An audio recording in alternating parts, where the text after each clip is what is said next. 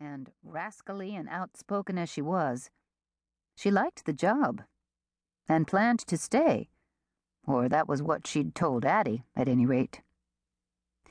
The first time she met her, Addie had had a feeling about Welcome, and for no reason she could put her finger on, she trusted her.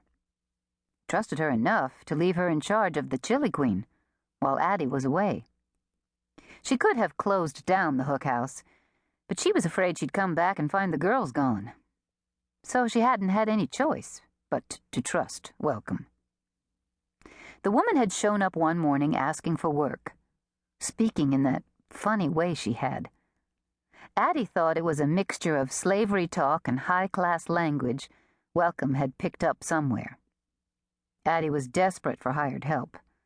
Plenty of whores came through looking for work, although not when she needed them, it seemed.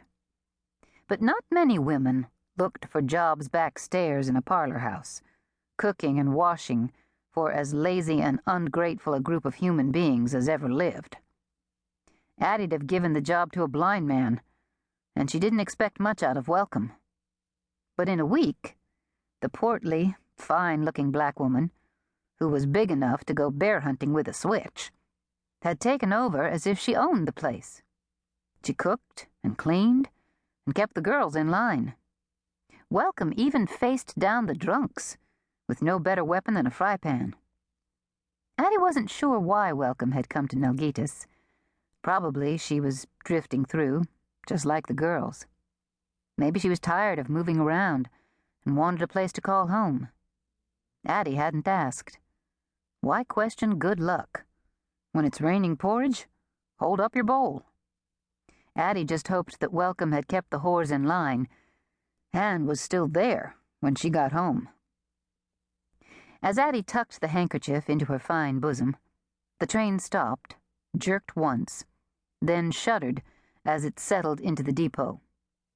The conductor climbed off the car holding a metal step and set it down. He held out his hand to a woman who struggled with a heavy satchel. A farmer came forward and took it from her, and the two walked off, the woman following a few steps behind him. None of the half-dozen passengers who got off the train was greeted with hugs or cries of welcome. It wasn't just the heat. These were dour people, Addie knew. They rarely showed emotion. Maybe they didn't have any. The crowd thinned out as the last of the passengers left the train.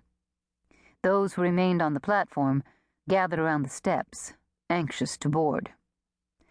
A man who stood out because his suit was too well tailored to be home-sewn.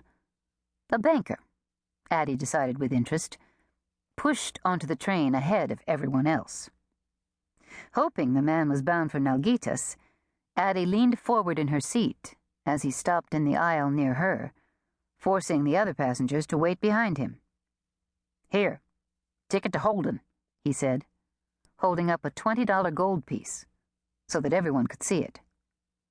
$2.70, he added, as if the conductor didn't know the fare. The conductor pocketed the coin and gave the man a ticket.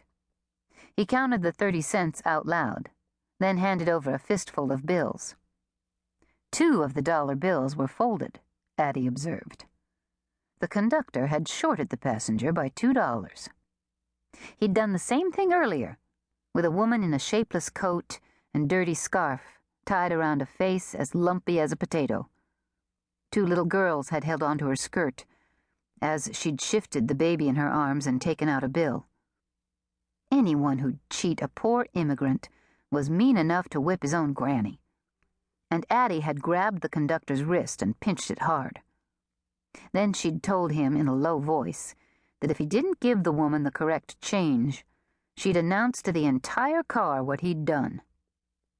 The conductor handed the woman the rest of her money, but he'd given Addie a hard time after that, opening a window to let the dust blow in on her, and taking liberties when she went out on the observation deck for air.